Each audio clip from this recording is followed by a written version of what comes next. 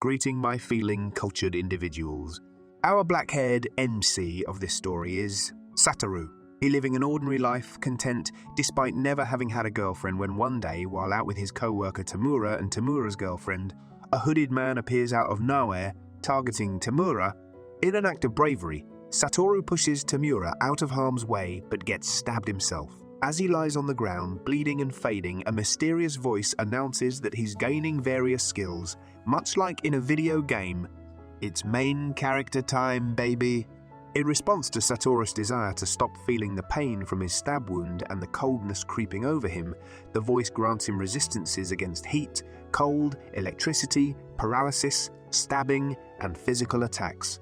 It also gives him pain nullification and a body that doesn't need blood. In his dying moments, Satoru encourages Tamura to cherish his girlfriend and regrets dying without having experienced romantic love. He expresses a wish to be reborn as a tape brother.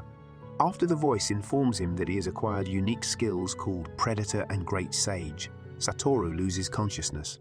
When he awakens, he feels like he's in an empty void. He can remember his past life but can't see, speak, or sense his arms and legs. However, he discovers he can move and interact with rocks and plants around him. Touching the plants around him. Touching the plants, he absorbs them and realizes he's been reborn as a slime, one of the weakest creatures in video games. Though he doesn't require food or sleep, Satoru continues absorbing plants because he has nothing else to do. He learns that his Great Sage skill allows him to communicate with a voice that can answer all his questions. When he inquires about the plants he consumed, the voice explains his unique skill, Predator, allows him to store, analyze, and acquire the skills of beings and objects, even transforming into them. Curious, Satoru analyzes the plants he ate and discovers they are medicinal hypocute herbs found in magical rich areas. With time on his hands, Satoru decides to gather these herbs inside his body to create healing potions. He also starts collecting valuable magic ore but stumbles down a mysterious staircase. Surprisingly, he realizes he can take damage without feeling pain thanks to his self-regeneration skill. In this strange state, Satoru hears a deep voice communicating with him telepathically, making him aware that someone or something can see him. The owner of the mysterious voice offers Satoru the gift of sight on one condition. He must promise not to get scared and run away. Having been sealed in the cave for 300 long years, this person has been incredibly bored and is eager for someone to talk to. They communicate with Satoru using their thoughts. Satoru agrees to the conditions, and the voice teaches him how to sense the magic around him, helping him acquire a skill called Magic Sense. With his newfound gift of sight, Satoru finally looks upon the owner of the mysterious voice and realizes he's facing a colossal, intimidating dragon named Veldora, the Storm Dragon. Veldora reigns as one of the world's 4 true dragons. Veldora informs Satoru that slimes like him typically lack the ability to think, making Satoru a unique and extraordinary being. He also reveals that people from other worlds sometimes visit this one and gain special abilities. Satoru, known as an Otherworlder, isn't the first person known to be reincarnated into this world from another. Veldora shares a tragic tale of being mistakenly responsible for destroying an entire town 300 years ago. A powerful female hero defeated him and used a skill called Ultimate Imprisonment to seal him inside the cave. This hero referred to herself as a summon, signifying that she had been summoned from another world by mages and used as a powerful weapon, unable to defy her summoner. Moved by Veldora's story, Satoru offers friendship despite Veldora's initial prideful reluctance. He convinces Veldora by promising never to return to the cave if they become friends. Now friends, Satoru desires to help free Veldora from his cave prison. Using his Great Sage skill, Rimuru devises a plan to analyze the prison from both the inside and outside to break it someday. Before they begin this endeavor, Veldora wishes to give Rimuru a name since he doesn't have one in this world. By naming Rimuru, Veldora imparts his protection. He then suggests they create a family name for themselves, signifying their equal status. Rimuru proposes the name Tempest, making them Veldora Tempest and Rimuru Tempest. When Veldora speaks Rimuru's name, it feels like it's engraved upon his soul, and the same happens when Rimuru says Veldora's name. With their new names, Veldora allows Rimuru to nut on him, absorbing him along with the ultimate imprisonment enabling them to begin analyzing it to break free. Meanwhile, in the Great Forest of Jura, where Rimuru's cave is located, several countries exist. Variard, a minister from the Kingdom of Enol Blue, and Fuse, a guildmaster, are concerned about Veldora's disappearance from the sealed cave. They fear that other monsters in the forest might unite and attack humans. There's also a possibility that the Eastern Kingdom will attempt to conquer the surrounding provinces now that they have access to the area near where Veldora was sealed. Fuse agrees to investigate the forest and the Eastern Kingdom's plans to address these growing concerns. Back in the cave, Rimuru explores for days, acquiring various skills and smoking different monsters, feasting on their souls and taking their powers. Dude went all Shanged Sung, giggle. Upon defeating a bat, he acquires the skill to produce ultrasonic waves, granting him the ability to speak. Several weeks later, Rimuru finally stumbles upon a colossal gate. As the gate opens, a party of adventurers enters the cave. Rimuru hides while the adventurers venture deeper inside, and he takes the opportunity to slip outside. While Rimuru explores the magnificent Great Forest, reveling in its beauty, he stumbles across a group of goblins who sense an unusually powerful monster when they look at him. The goblin leader decides to bring Rimuru to their impoverished village, seeking his help. They explain that ever since the goblin's god, Veldora, vanished a month ago, other creatures have become unusually active, harassing their village. Rimuru soon realizes that Veldora was the goblin's god, and his absorption of Veldora left the goblins vulnerable to direwolf attacks. These direwolves in large numbers have caused numerous goblin casualties, including Jiying, their most powerful warrior. With the goblin situation appearing all kinds of bad, Rimuru contemplates helping them further. The goblins gather before him, offering their loyalty in exchange for his protection. Rimuru, unable to decline any longer, agrees to become the guardian of the goblin village. Visiting the tent where the wounded goblins are, Rimuru envelops each one in his body, completely healing them using the healing potions he created earlier. He then instructs the goblins to build a protective fence. That night, the direwolves, led by a scar-eyed wolf, attack the goblin village. Rimuru's newly erected fence halts the wolves' advance, but they refuse to back down. They relentlessly attack the goblins using bows and arrows. The goblins bravely protect their village with traps Rimuru had set. Underestimating Rimuru, the leader wolf charges him, only to get ensnared in a sticky thread trap. Rimuru uses his waterblade skill to quickly behead it. Chad! Witnessing this, the other wolves are shocked, and Rimuru offers them a choice: submit to him or face death. When the wolves remain defiant, Rimuru absorbs the leader's body, transforming into a wolf himself. Rimuru again presents the choice to the wolves and uses the leader's menace skill to assert dominance. The entire wolf pack bows to Rimuru, choosing to submit to him. Following a night of celebration, Rimuru gathers all the goblins and wolves. He decides to pair them up, encouraging friendship between the two groups. Since monsters lack names, Rimuru bestows names upon all of them, which surprisingly makes them very happy. After naming the goblins, Rimuru turns to the wolves, discovering that none of them holds a grudge against him, not even the leader's son, a wolf with a star-shaped patch of fur on his forehead.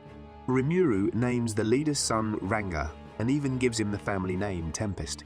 However, he soon realizes that giving names to monsters consumes magic energy, prompting him to rest and recover. 3 days later, Rimuru awakens and finds that the goblins, including the former chief Rigger, have evolved, appearing muscular and healthy. Rimuru learns that naming monsters increases their rank and causes evolution. Male goblins become hobgoblins, while female goblins become gobliners. With their newfound strength, the goblins and wolves are far more capable than before. Rimuru sets 3 rules for the goblins and wolves. They cannot attack humans, fight among themselves, or belittle other races. They readily accept these rules.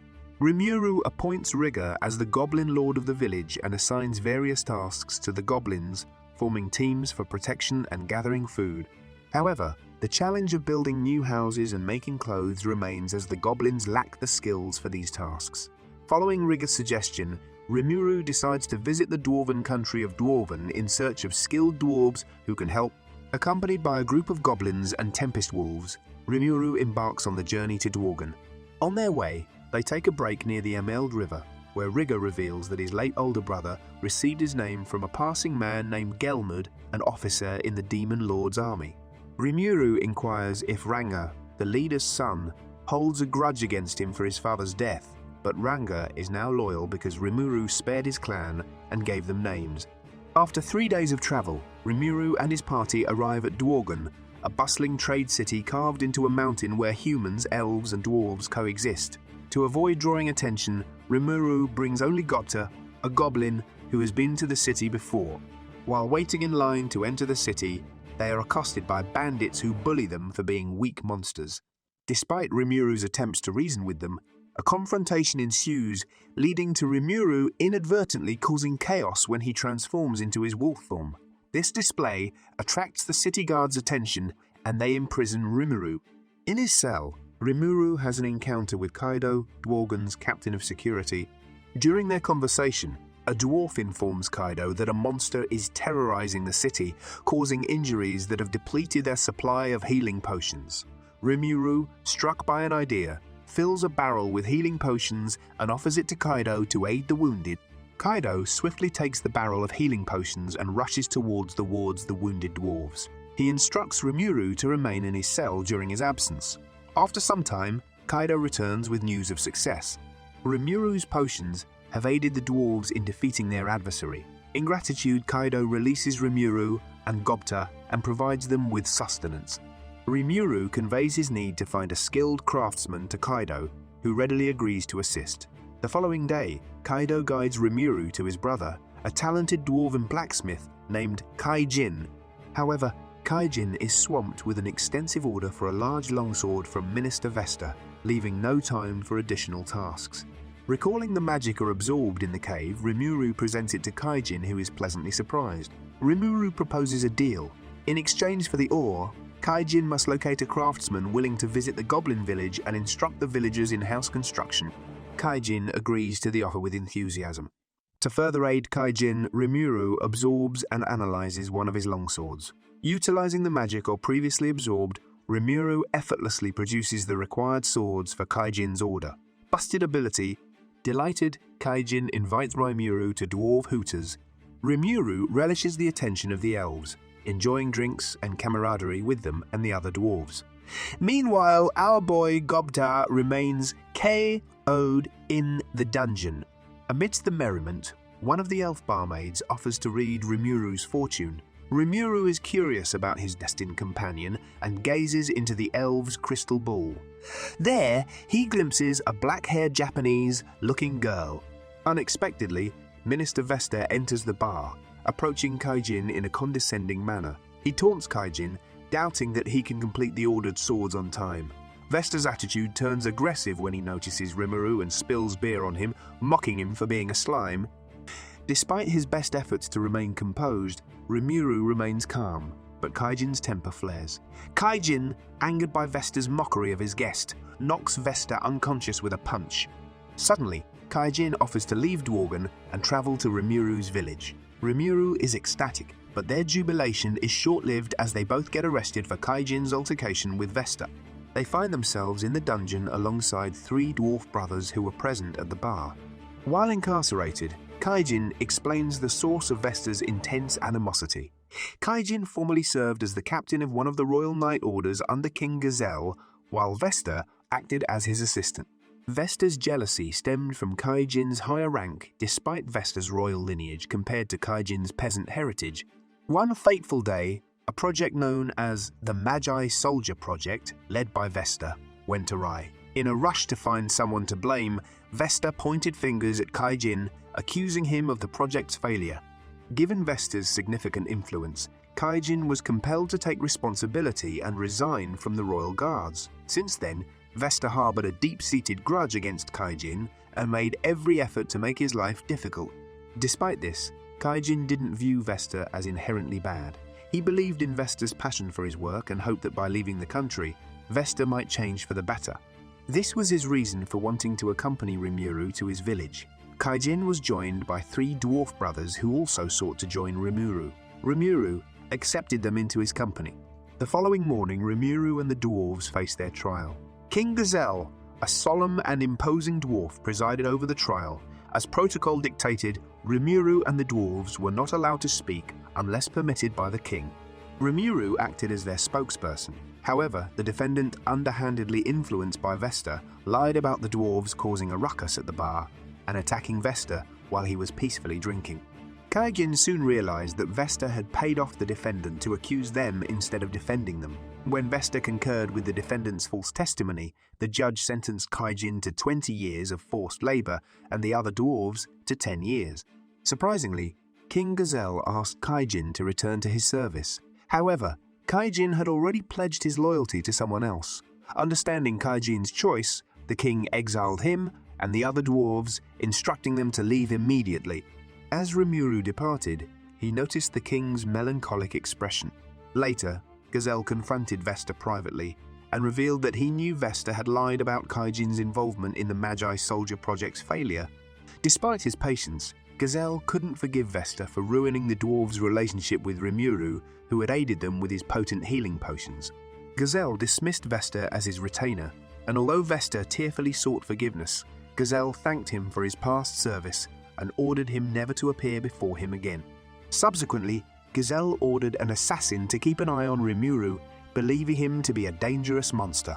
Our protag, Kun, is getting some of that clout now. Meanwhile, in a guild in the Kingdom of Bloom, the guildmaster reported that there were no signs of the Eastern Empire preparing for an attack. Before him stood the three adventurers Rimuru had encountered at the cave's entrance. A fighter named Kabal, a sorcerer named Elao, and a thief named Dido. The guild had dispatched them to confirm Eldora's presence in the cave, but they reported that he had vanished. Their next mission was to investigate the Great Jura Forest and assess the situation with the monsters there. Outside, as the adventurers grumbled about Fuse overworking them, a masked, black-haired girl named Shizu approached and expressed her desire to accompany them to the forest.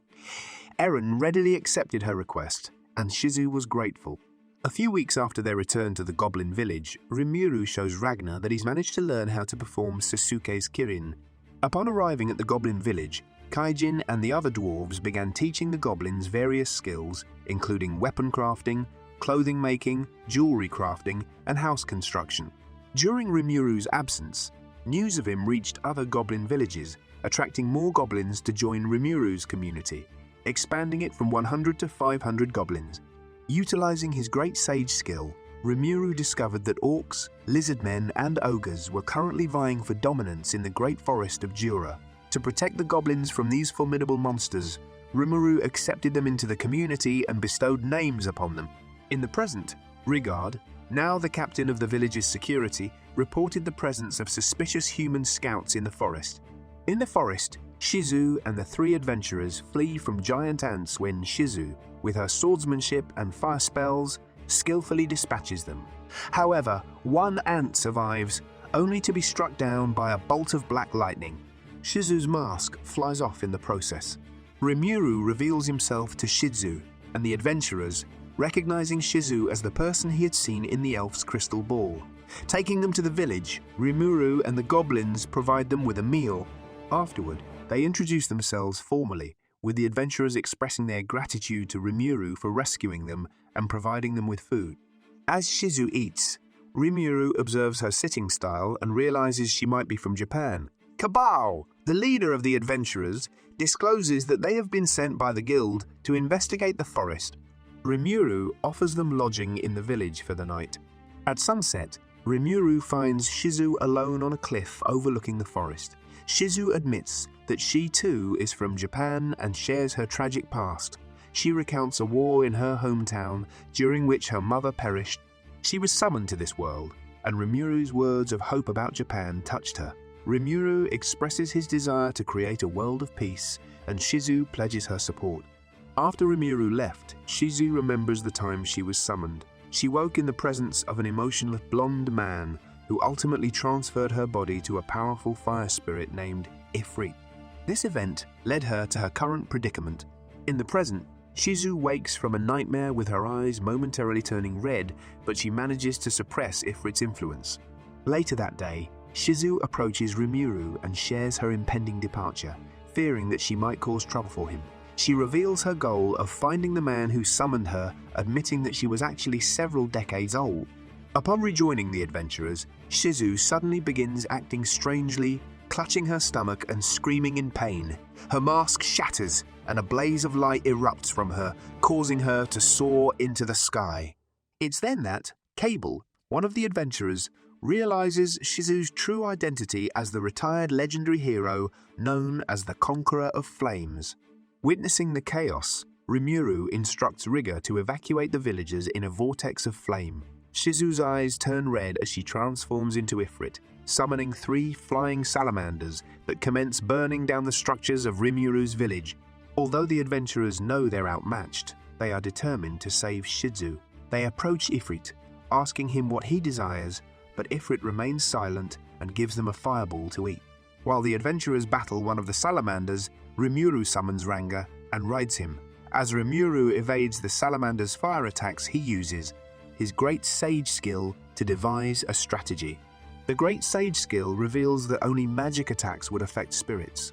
Rimuru asks her to cast an Icicle Lance spell at him, which he absorbs, analyzes, and utilizes to create an attack called the Icicle Shotgun.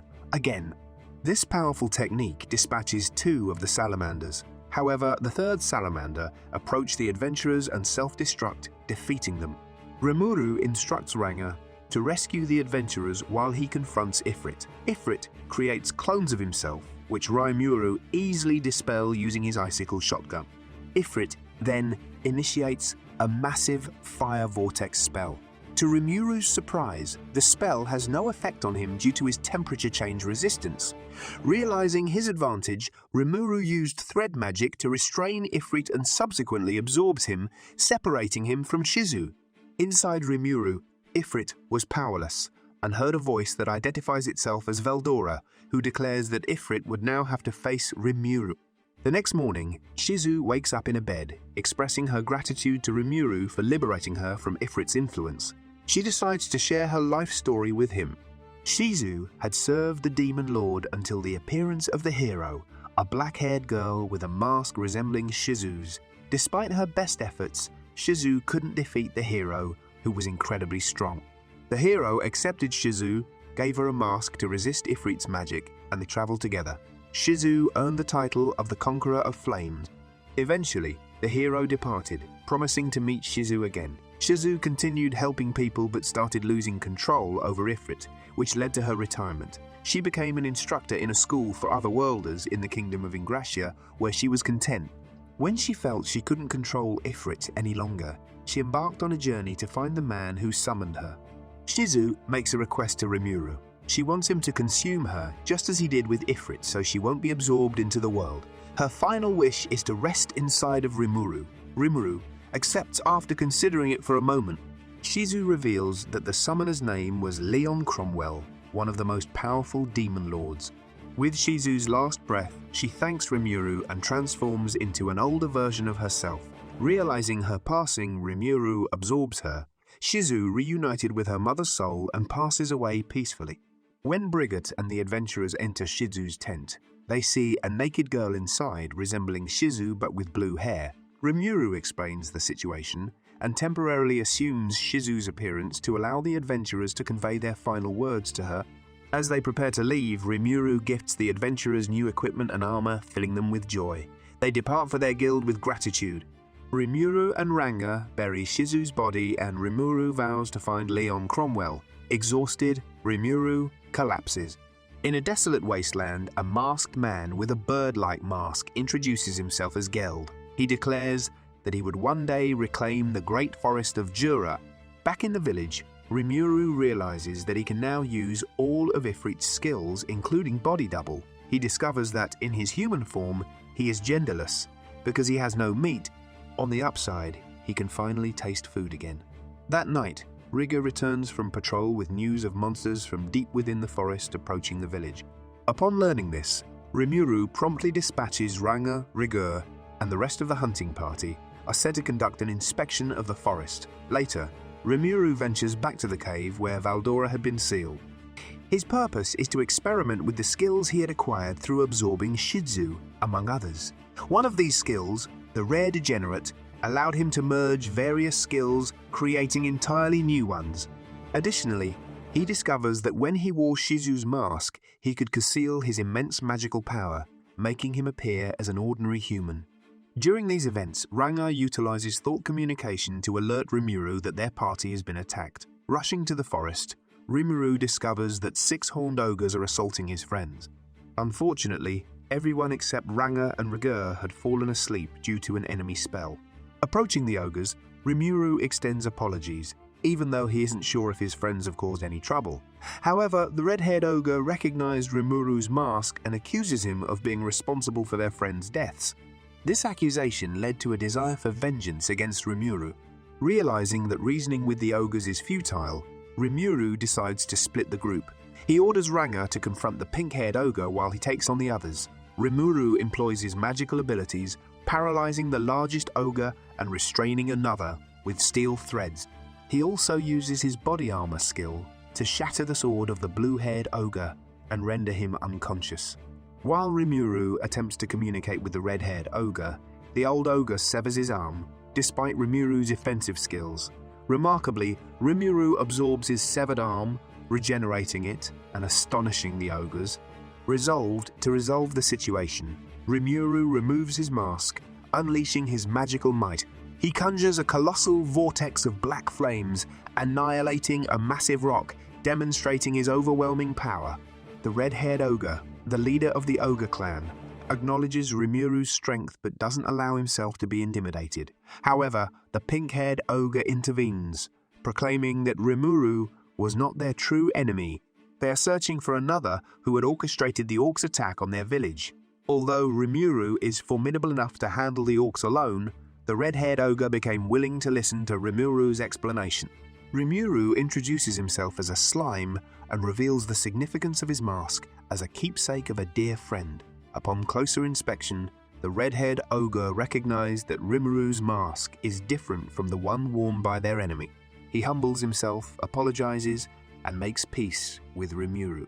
In the aftermath, Rimuru escorts the ogres back to his village. That evening, Rimuru shares a meal with everyone, savoring the taste of good food for the first time since his reincarnation. During a conversation with Kaijin and the ogres, they reveal that orcs had attacked their village, resulting in the deaths of all but the 6 of them. Remarkably, these orcs, typically considered weaker than ogres, came in overwhelming numbers and were equipped with human weaponry and armor. They also note a masked figure collaborating with the orcs, raising suspicions that the orcs might be working with a demon lord, posing a potential threat to Rimuru's village. In response, Rimuru proposes that the ogres become his subordinates to collectively confront this common enemy. The next morning, the red-haired ogre agrees to Rimuru's offer, with the condition that their alliance lasts until they defeat the orcs. Rimuru then proceeds to name all 6 ogres, a process that leaves him unconscious but results in the ogres appearing younger and more intelligent than before. Deep within the great forest of Jura, a marshland serves as the home of the lizardmen. That night, the lizardmen report the presence of a massive orc army near their territory to their chieftain. The chieftain, considering the size of the orc force, suspects the presence of an orc lord, a legendary monster. As the orc army outnumber the lizardmen too, Fold Chief Kane dispatches his flamboyant son Gabiru to seek reinforcements from various goblin villages. In Rimuru's village, Benimaru raises the possibility of an orc lord's existence even before the orcs attack. During this time, an enigmatic man visited the ogre village with the intention of naming all the ogres. However, due to their distrust of him, they drove him away, resulting in his cursing them. This man was Gelman, a name that Rimuru connected to River's mention of his brother receiving a name from someone named Gelmud. Meanwhile, Gabiru and his party journey to various goblin villages, persuading their inhabitants to join their cause. Along the way, Gabiru's subordinates continuously praise him, bolstering his belief that he could become the next lizardman chieftain. A few days later, Rimuru begins assigning various tasks to the ogres, while Shuna focuses on crafting clothes for the villagers. Sean declares herself Rimuru's personal secretary and bodyguard, sparking a rivalry with Shuna. Amidst this, Rigard informed Rimuru that a group of lizardmen had arrived in the village. Gabiru makes a grand entrance, proclaiming his intention to unite everyone to combat the orcs. However, Rimuru and the others are unimpressed, retaining their reservations about Gabiru. Gabiru believes that Rimuru is deceiving the goblins, wolves and others and vows to defeat him. This angers Ranga, the good doggo, who prepares to attack. However, Gobda suddenly appears, devising a plan.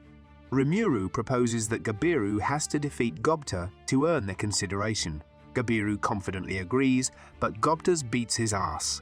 Addressing the lizardmen, Rimuru states that he would consider assisting them in battling the orcs, but they would not be required to serve him. Instead, he instructs them to take Gabiru with them and depart for the day. Later, Zoe returns from his patrol with the alarming news that the orc army is advancing toward the lizardmen's territory. As they deliberate on their response to the orc threat, a dryad seeks Rimuru. A dryad named Trainee teleports into the room and explains that an orc lord has emerged. However, Trainee's dryad village lacks the strength to confront the orcs, so she sought assistance from Rimuru's village. Benimaru discloses that the orc lord possesses a skill called Starve, allowing him and his army to devour everything in their path, growing stronger while experiencing endless hunger. Rimuru realizes that the orcs' aim is to steal the forest monsters' powers by consuming them rather than ruling over them. Trainee also reveals that the Dryads had confirmed the involvement of a powerful subordinate of the Demon Lord behind the Orc Lord's appearance. With the belief that Rimuru possessed the strength to defeat the Orc Lord, Trainee once again requests Rimuru's assistance. After thoughtful consideration and consultation with the Great Sage Skill, Rimuru accepts her proposal with all his subordinates agreeing to aid him. Given Gabiru's lack of trustworthiness, Rimuru offers to visit the Lizardman chieftain directly and propose an alliance. Thus, Rimuru sent Gabiru on this mission. Elsewhere, Gabiru regains consciousness and discovers a mysterious man with a clown mask among the Lizardmen. This man, Laplace, serves Lord Delmod, who had given Gabiru his name. Laplace convinces Gabiru that his father was too weak to face the Orc Lord, suggesting that Gabiru should return to the marshlands and assume the role of the new Lizardman chieftain. Meanwhile, the massive orc army continues its march toward the Lizardman's territory. Soy arrives, confirming the chieftain's theory regarding the Orc Lord's presence. He proposes that Rimuru's village join forces with the Lizardmen. However, the chieftain decides to wait for Rimuru personally and arranges a meeting with Sue in 7 days. In preparation for the impending orc invasion, the chieftain assembles his army, cautioning them not to engage the orcs until Rimuru's reinforcements arrive. He aims to prevent unnecessary losses that would only empower the orc army further. 4 days later, the orcs began their invasion, and the lizardmen defend their homeland without directly confronting the orcs. Unexpectedly, Gabiru appears and confronts his father, disagreeing with waiting for Rimuru's reinforcements. Gabiru believes he can lead the lizardmen more effectively and forcefully assumes the role of the new lizardman chieftain. Upon taking possession of the chieftain's weapon, the Vortex Spear, Gabiru feels an influx of power. Simultaneously, Gabiru's subordinates gather lizardmen who share their descent with the previous chieftain. Gabiru announces their intention to wage war against the orcs immediately. As the orc army continued its advance, a clash with the lizardmen ensued. Although the formidable lizardmen initially managed to eliminate some orcs, the others began devouring the corpses, growing stronger. While the chieftain understood the true terror of the Orc Lord, Gabiru remained unaware of the challenges he would soon face.